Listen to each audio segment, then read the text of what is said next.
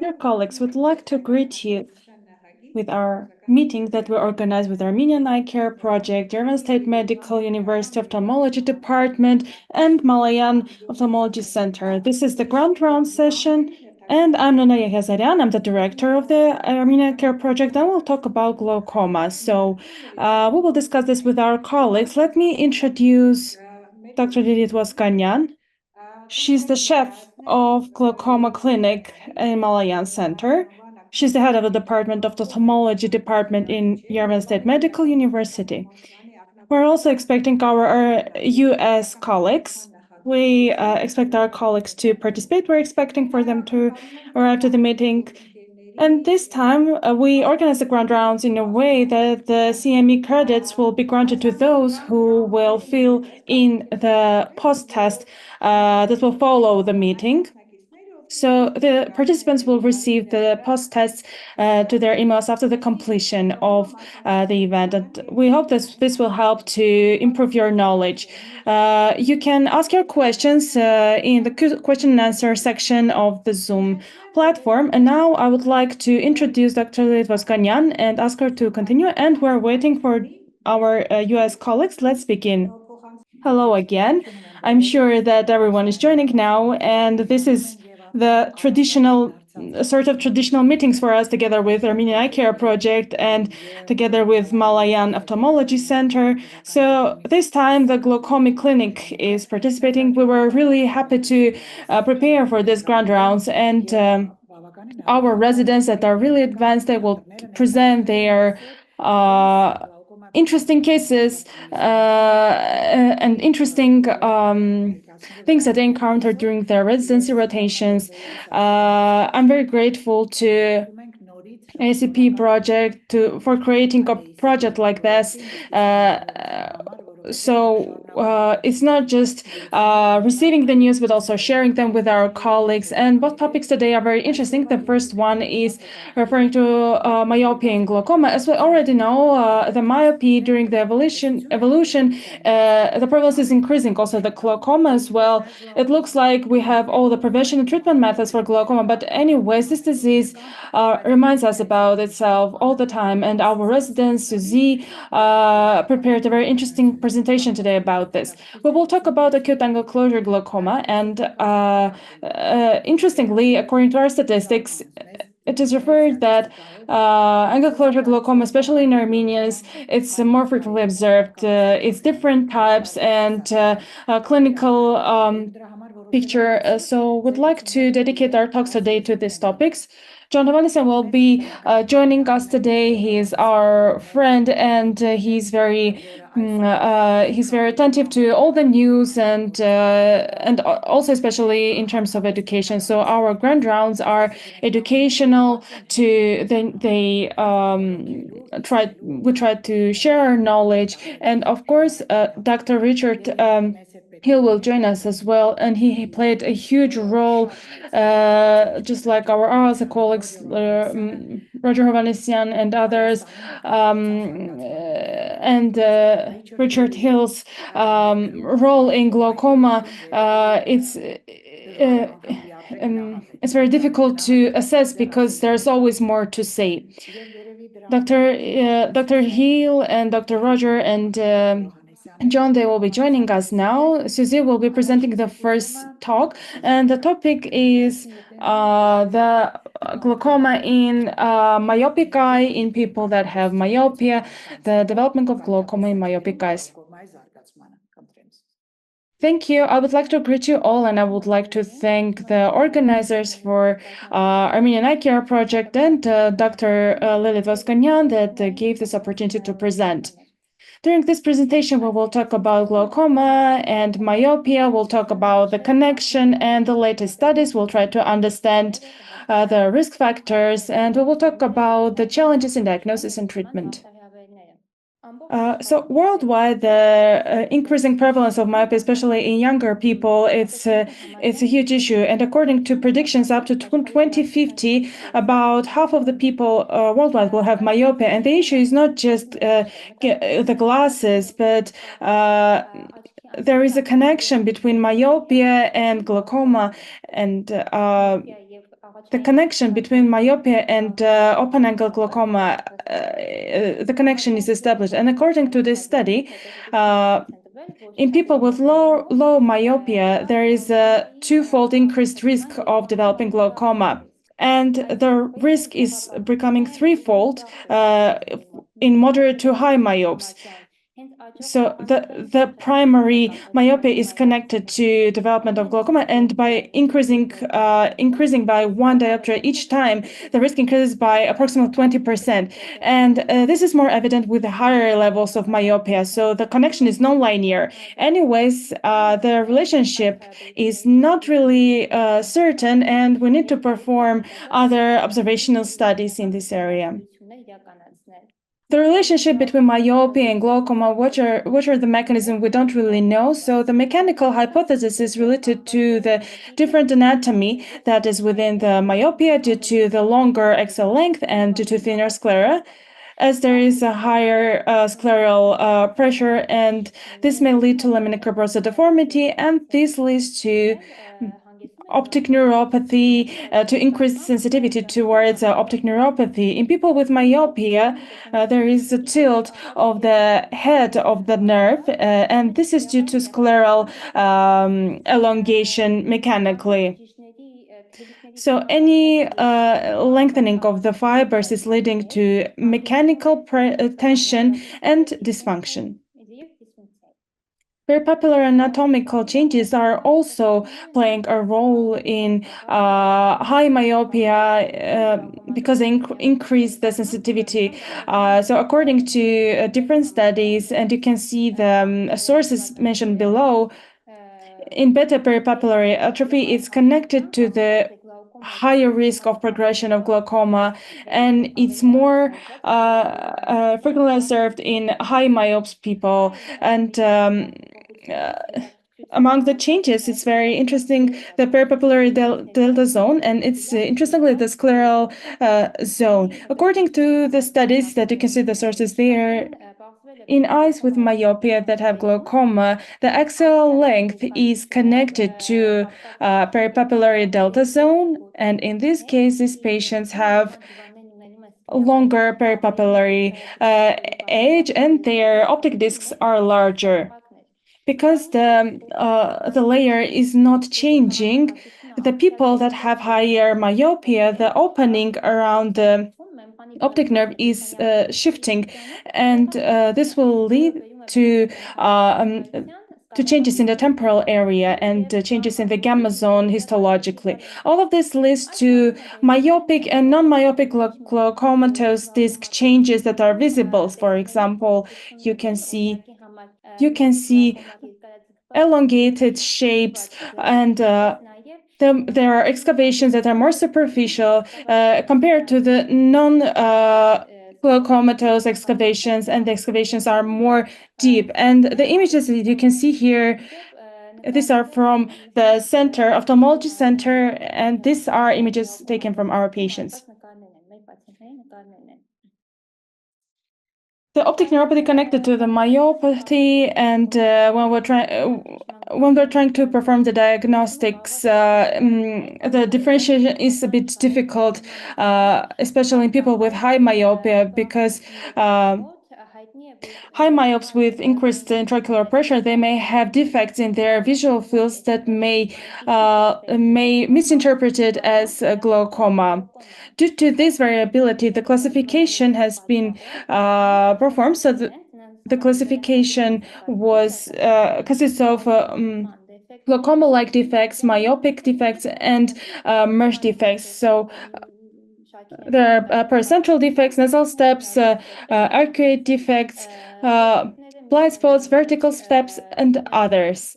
It's important to mention that progressions throughout the time and together with age is a very important factor for glaucoma-like defects in people with high myopia when trying to differentiate from the real glaucoma.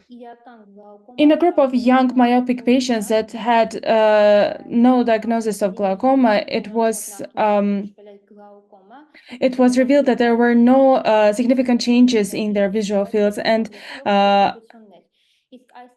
This is the data of our patients with myopia. You can see that with time, there is no change in the visual fields, and these are just like glaucoma, like myopic defects. This is not the real glaucoma. The role of intraocular pressure in people with myopia and glaucoma, this may carry challenges in terms of diagnostics and follow-up.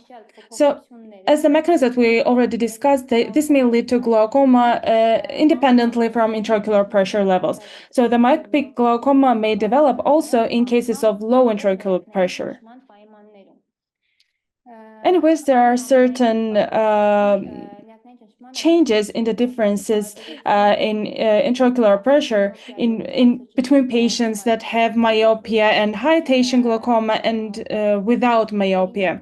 The patient that have myopia and high tension glaucoma, after the physical exercises, they may be higher, greater fluctuations in the intraocular pressure, and also there may be changes in intraocular pressure range throughout the 24 hours, and also there are elevations during the nighttime. In people with myopia, and especially in high myopes,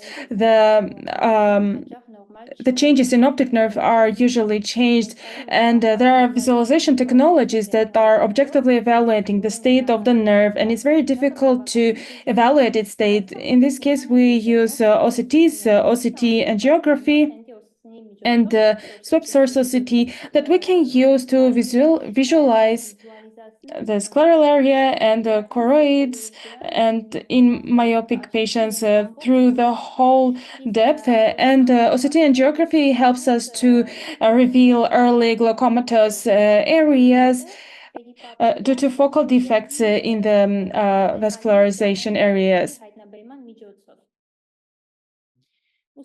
So studies show that in terms of diagnostics of glaucoma, the correlation with refractive errors is more correlated in comparison to visual field defects.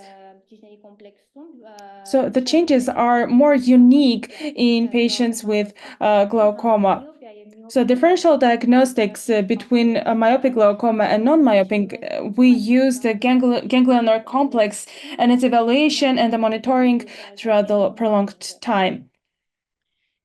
Although it's not, there is no real evidence in terms of the difference connection between high myopia and glaucoma in terms of therapy. It is recommended to lower target pressure in highly myopic glaucoma patients.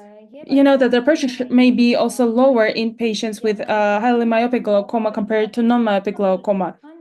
So the therapeutic approach is very alike in patients that don't have myopia, and in this case we have the medical therapy and the surgical interventions. And considering the experience of the glaucoma clinic in Malayan Ophthalmology Center, primarily we recommend, especially to the younger patients, we consider medical therapy firstly, and then proceeding with surgical interventions, because especially in people with high myopia, there is a very high risk of hypotonia in post-surgical region, and in severe cases only we can continue with surgical interventions. If surgery is inevitable, that we'll try to do the microinvasive glaucoma surgeries, which are much safer. However, microinvasive glaucoma surgery may not lead to proper decreasing of intraocular pressure in rapidly progressive and severe glaucoma, and in these cases we may proceed with trabeculectomy. Of course, in trabeculectomy there is a higher risk for hypotony. However, this may be used in a modified way compared to the standard option when the stitches may be placed in a stronger way. The dissection of the flap should be performed very carefully in order to avoid the perforation. In the literature, there is mentioning that in severe cases, cyclophotocoagulation may also be implemented. However, according to the practice that we have in our department, this may be connected to certain risks, also including macular edema and hypotonia.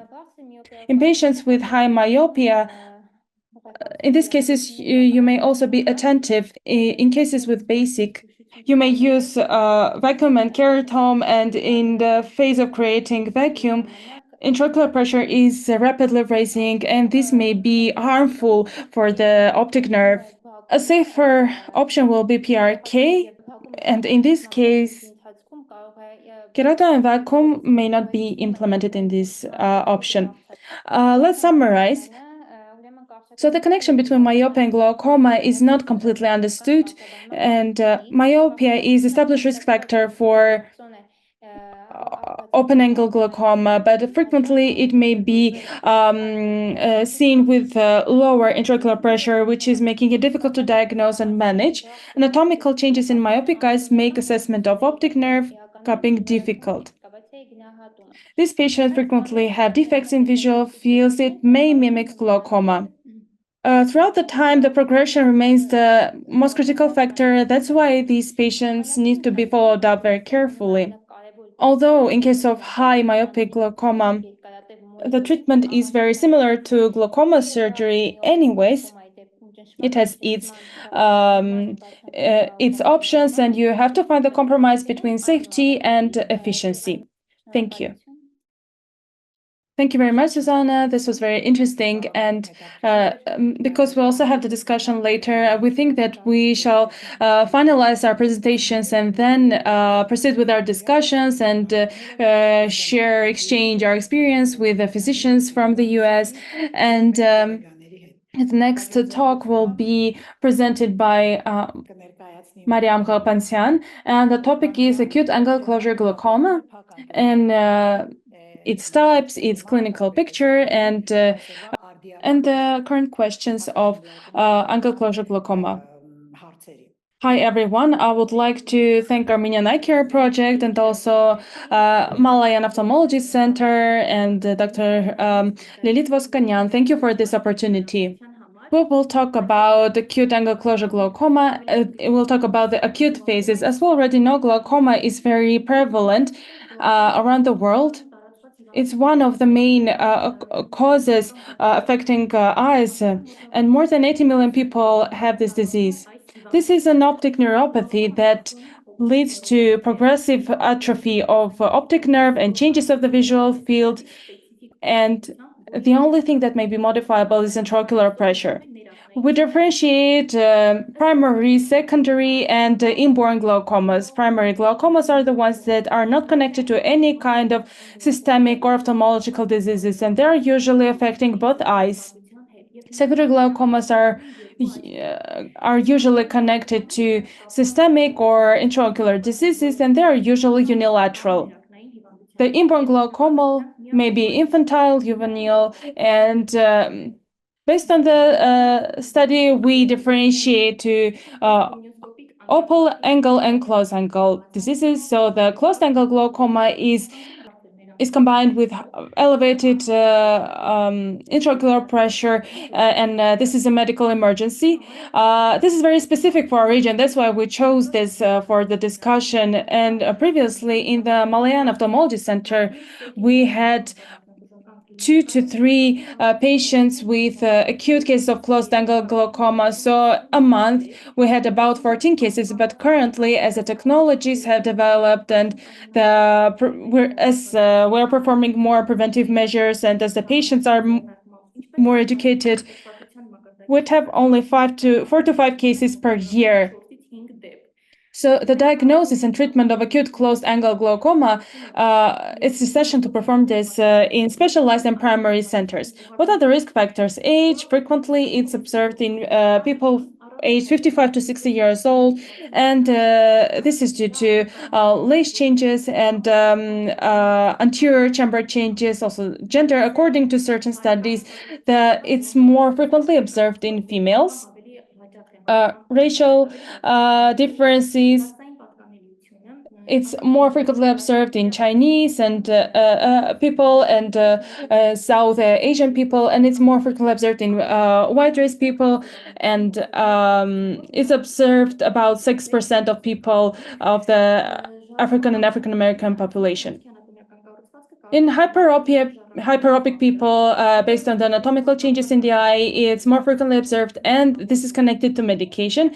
There is about 60 names of medications that may lead to acute phases of glaucoma. For example, alpha-1 adrenergic agonist, beta-2 adrenergic agonist, antihistamine medications, and others. So on the first slide, you can see the normal intraocular pressure. That's the liquid is going to the anterior area, and on the other one, you can see that in the posterior chamber, the liquid cannot trespass to the anterior chamber, and the peripheral area of the iris is tilted upwards, and the chamber is closing. And this happens due to pupillary block, and sometimes the whole diaphragm may completely enclose, and and the causes may be anomalous of the ciliary body, neoplasms, or hemorrhages. What are the clinical complaints of the patients? Acute eye pain, headache, blurred vision, reduced visual acuity. When looking at the lights, they may mention rainbow-colored halos. Some patients may also mention nausea and also vomiting.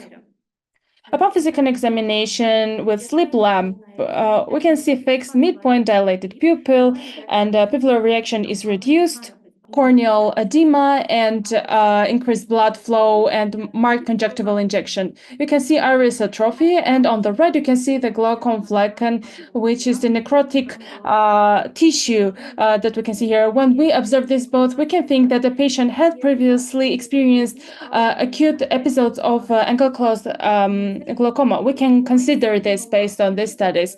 Among other physical examination, so gonioscopic examination is the gold standard that provides us with an image concerning the angle. In the Malayan Ophthalmology Clinic, we also perform anterior segmentosity and ultrasound biomicroscopy, and the advantage of this method is that we can visualize structures that lie behind the iris, and especially ciliary body and the iris. During the acute episode, the intraocular pressure is increasing in a very acute way, and it can remain on the level 60 to 80 millimeters mercury. So in terms of treatment, we're trying to decrease the production of the intraocular liquid, and we try to improve the its movement. We need to use certain medication, for example, carbohydrate inhibitors, especially acetazolamide, osmotic diuretics, for example, diacarb, and in some studies it has been mentioned mannitol, which may be.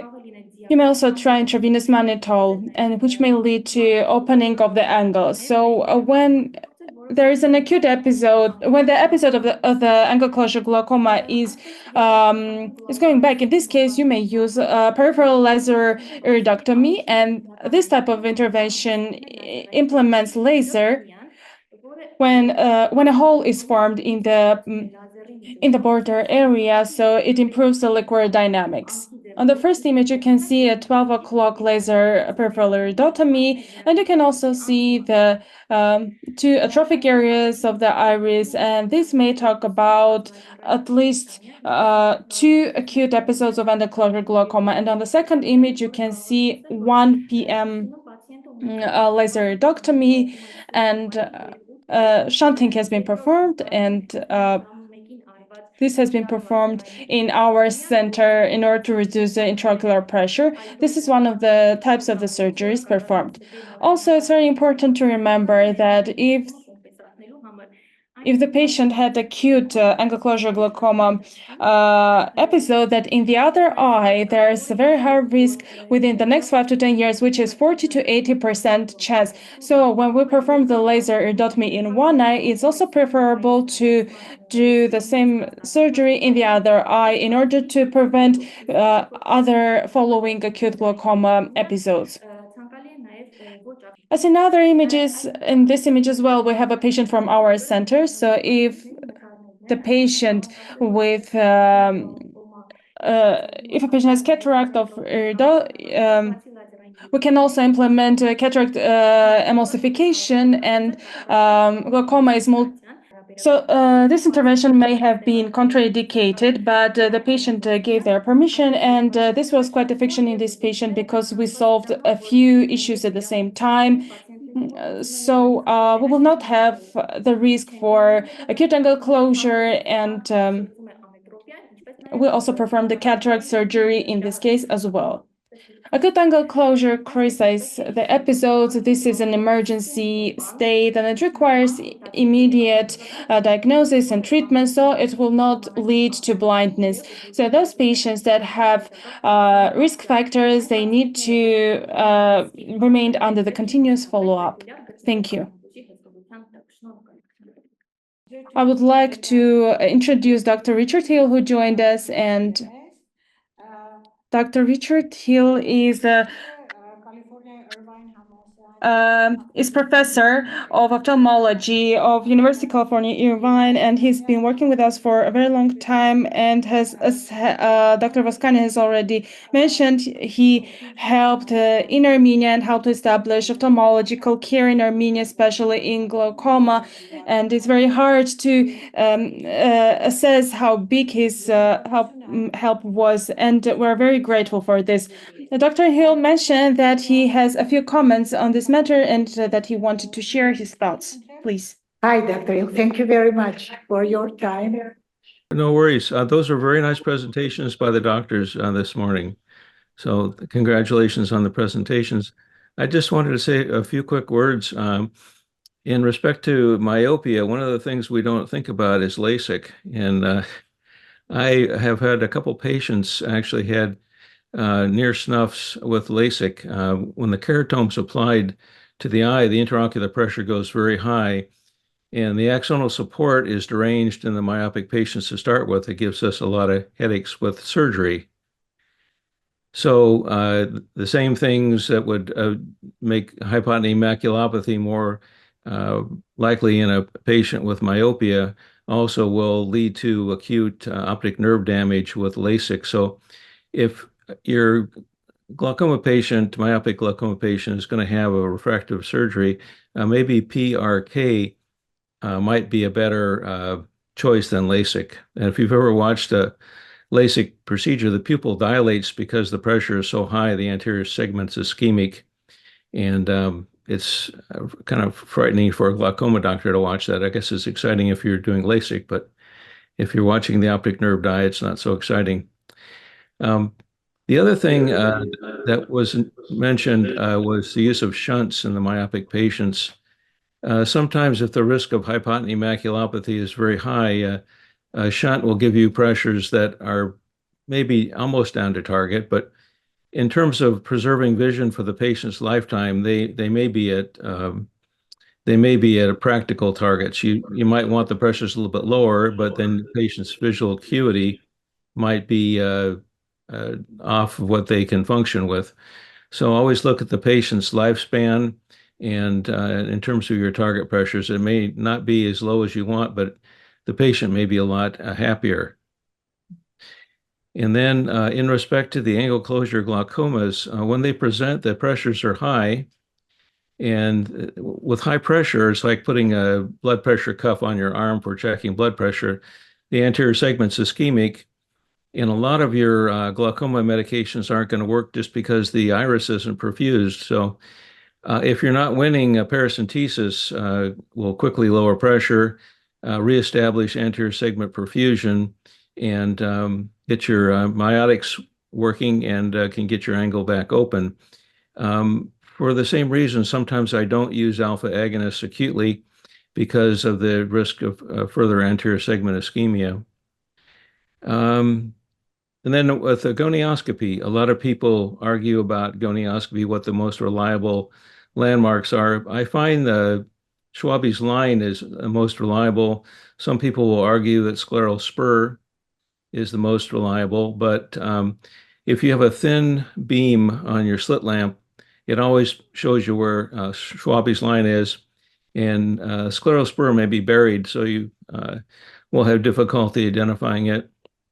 And then with your gonioscopy, the compression or dynamic gonioscopy is going to be very useful to demonstrate a closed angle and also to demonstrate an angle that would open with a laser iridotomy. That's all. Thank you very much, doctor. What do you think about surgical iridotomy? If the cornea is cloudy, then do you think should be if just a surgical iridotomy will be okay, or better to perform anyhow the trabeculectomy with iridotomy?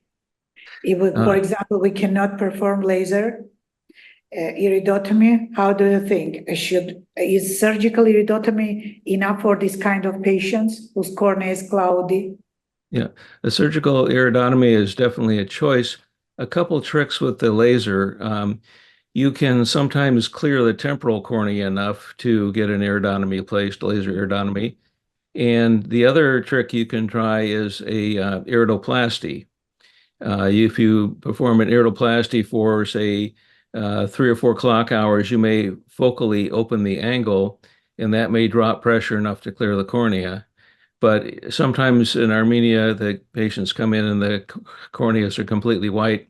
And in that case, a trabeculectomy, you're right, the trabeculectomy is going to be an option. You can also, I suppose, you could do the surgical iridotomy and in the OR and lower the pressure, clear the cornea, and see if the angle opened back up.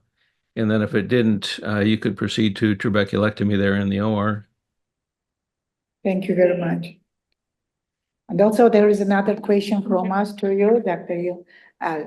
Do you think we are trying to perform laser iridotomy on 12 o'clock plus minus 1 hour?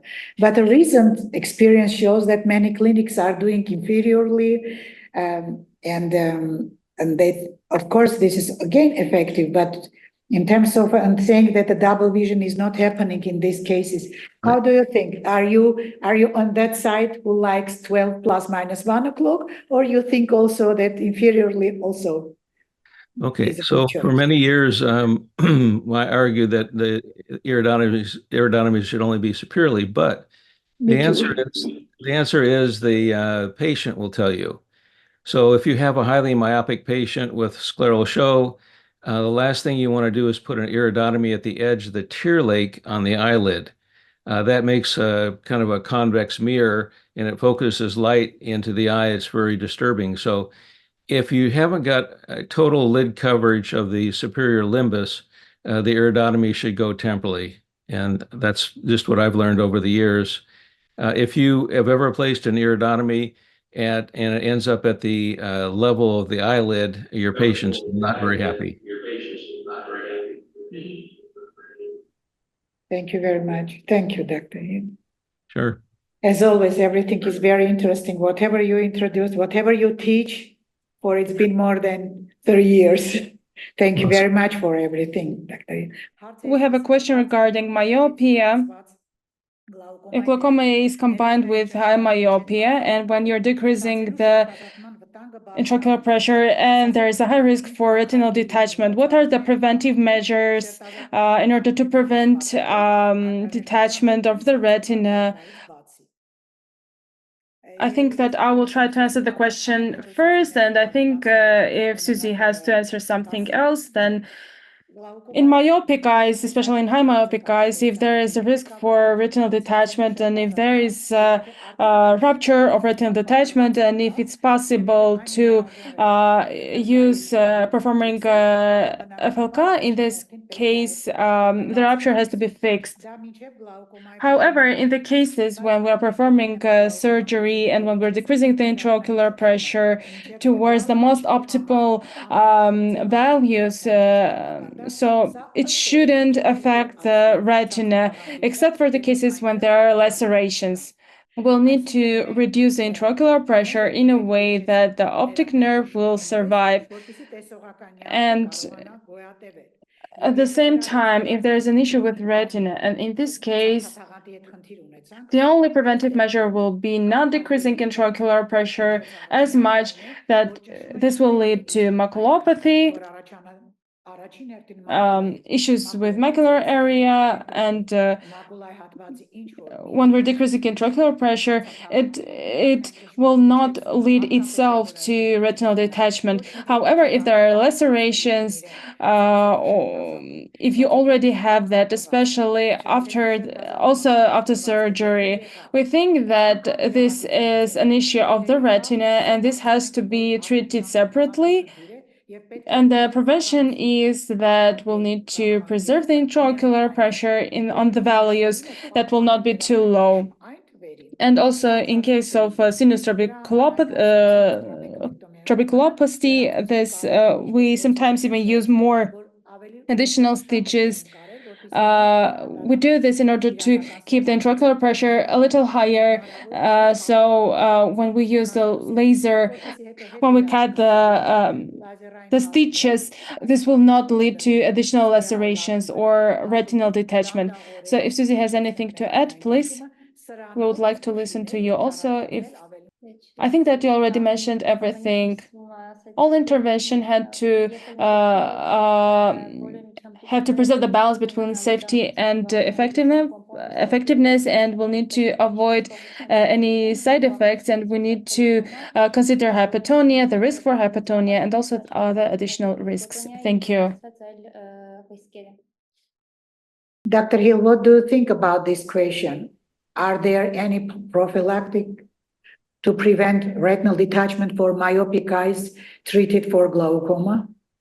In the myopic eye, the best thing to do before the surgery is to look in the peripheral retina, and any prophylactic laser treatment can be done at that time. It's tough. Myotics aren't used very often, but the myotics in myopic eyes can be somewhat of a disaster as well. I forgot to mention that in myopic eyes, also Susie mentioned that pilocarpine and myotics, we don't use them. We had our practice, and it looks like that even one drop will not lead to any issues with even one drop, but there are cases when we have issues just even if we have just one drop. Probably the first step for the prevention will be to not use myotics in case of myopia. I wanted to add also, and I wanted to ask Dr. Hill's opinion.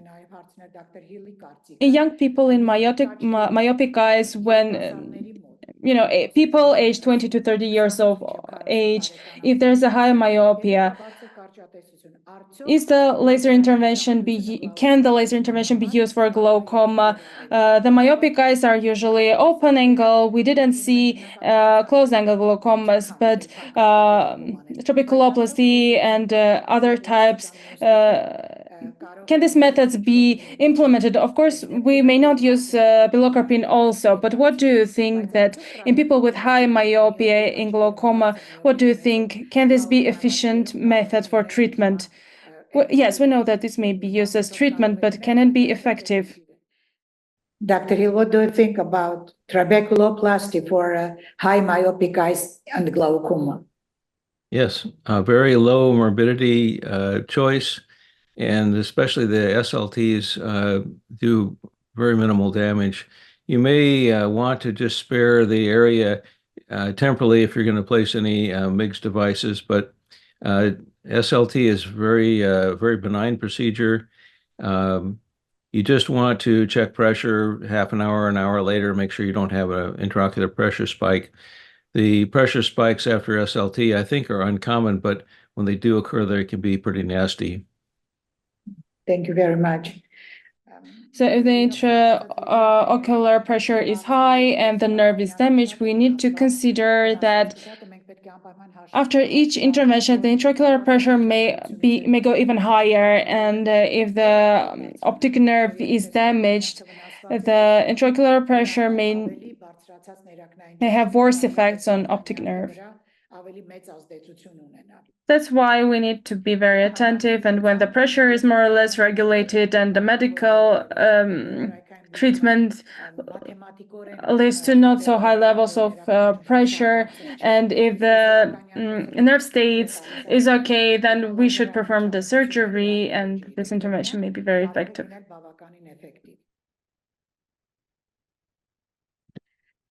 And the stents implants in this size may be also effective. And as Dr. Hill mentioned, that the implantation of a stent leads that to the fact that the trabecular system and the works well, and we have suprachoroid stents for implantation. And when we're using the suprachoroid area, and as the myopic eyes are mostly developed in younger eyes, in this their suprachoroid area is quite active and quite mobile, and the suprachoroid stents help in this kind of eyes, and they help to decrease the intraocular pressure.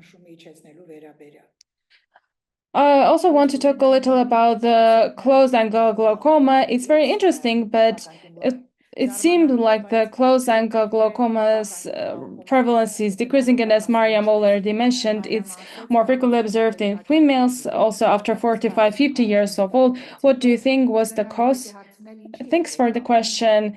So there is no specific article, but it's mostly due to hormonal changes in female organism, and at this age, the changes in hormonal regulation due to menopause, and that's why acute cases may be observed.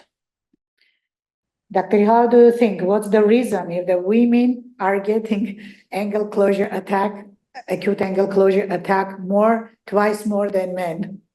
You know that. Okay. First, let me just correct one thing. With respect to the SLT, I meant nasally. The nasal trabecular meshwork you may want to spare. In terms of the angle closure in women, probably they do tend to live longer than men. So as we age, I think the rates of angle closure go up. So the women living longer may be partially responsible for that trend. Beyond that, I don't know why a disease would attack women more commonly. There's a theory saying that after 40 or 45 years, during the menopause period, also the ladies are getting estrogenic changes, and the estrogen is keeping if the angle is already anatomically narrow, and they are having with these hormonal changes having also the remaining trabecular meshwork swelling and can cause damage. Also, I think women are mostly working tilted with a tilted head. Women frequently work with their head tilted forward, and we had a patient that after the new year, last year in May, she referred to us that within a month she had referred 5 times to the hospital as she had headaches, and everyone was considering that it's due to the increased blood pressure because she had hypertension, headaches, nausea, vomiting, etc. She's referred to hospital and they treat her blood pressure, but step by step with each new attack, her visual acuity was decreasing, and when in May her general physician referred her to ophthalmology, we found a closed-angle glaucoma with 1 episode in one eye and 2 episodes in the other one. This is the peripupillary atrophy.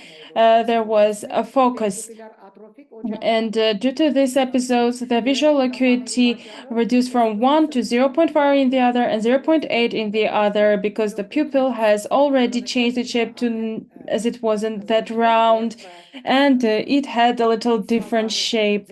So after the first iridectomy, we performed the laser iridectomy in both, and during the next follow-up visits, she didn't have any additional acute episodes, and these few cases when she was referred to the hospital, this was connected to the acute episodes of the closed-angle glaucoma, and nobody diagnosed this because ophthalmologists didn't view this. Another question, were there any other clinical symptoms except for the headaches? Did the patient have anything else from the headache? Of course, they mentioned the worsening of the vision, but they considered that it was connected to the elevated blood pressure because every time when her blood pressure was increasing, her visual acuity was decreasing. Of course, this may be connected. The blood pressure increased, and the blood pressure was increasing because the intraocular pressure was elevated. I wanted to tell you this, that sometimes it may lie to you that when you have the headaches and the eye pain, because of the pain, the blood pressure is raising.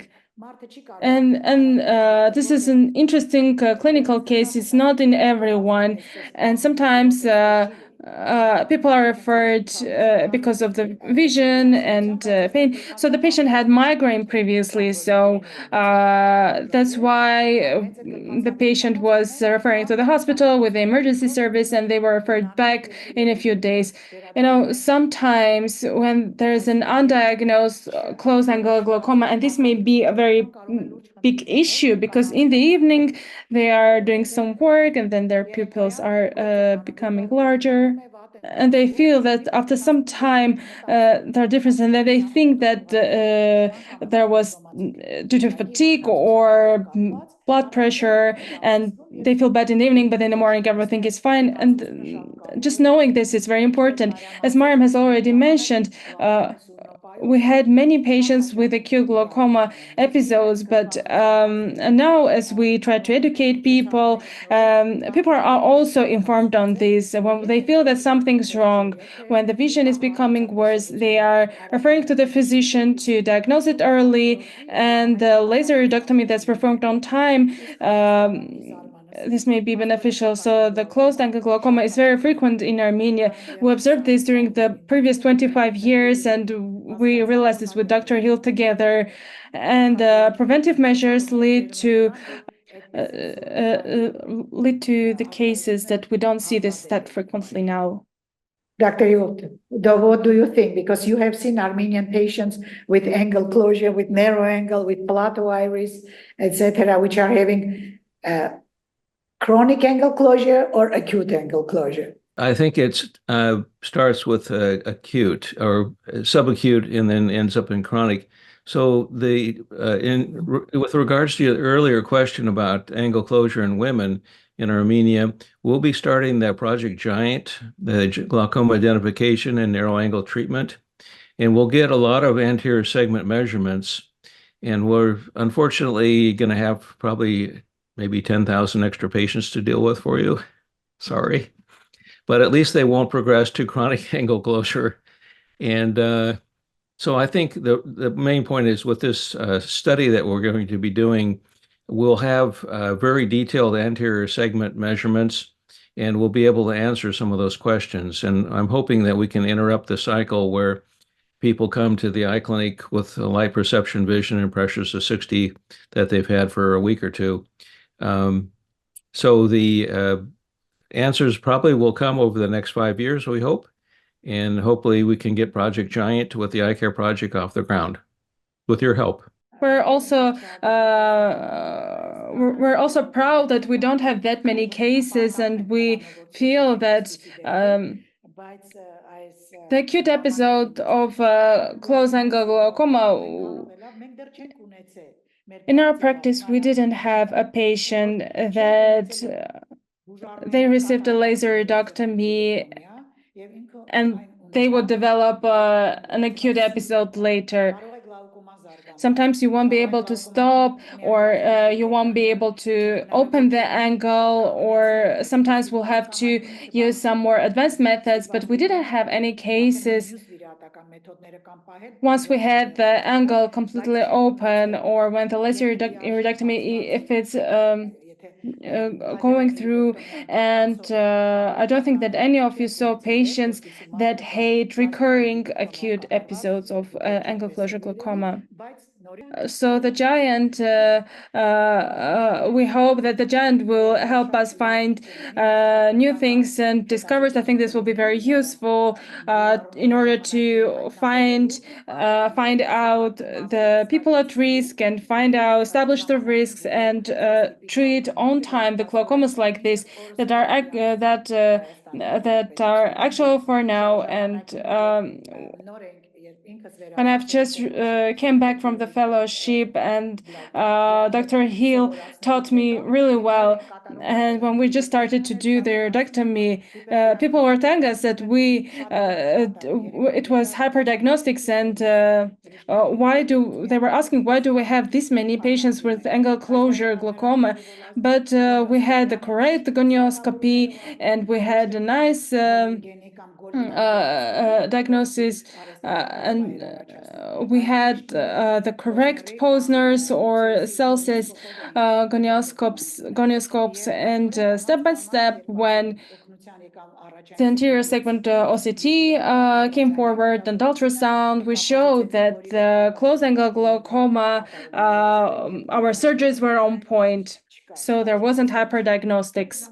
Our time seems to expire. If there are no other questions, let me thank our presenters, our young physicians, Dr. Hill, and of course, Dr. Voskanyan for chairing today's interesting session.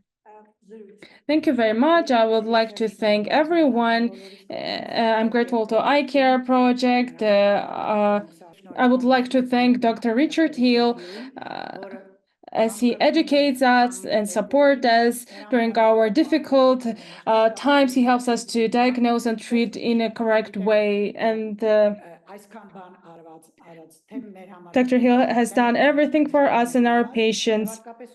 And I'm grateful to Dr. Nunaya Gazarian. I'm grateful for staying so beautiful and organized and keeping all ethical. I'm grateful to all the workers of the Malayan Center. With the head being Dr. Miroyan, and giving an opportunity to present our experience. Dr. John Hovanesian and Dr. Hill, I'm very grateful. We're waiting for you. We're expecting you here. Thank you. Very excellent job. Thank you. Thank you. Bye. Bye-bye.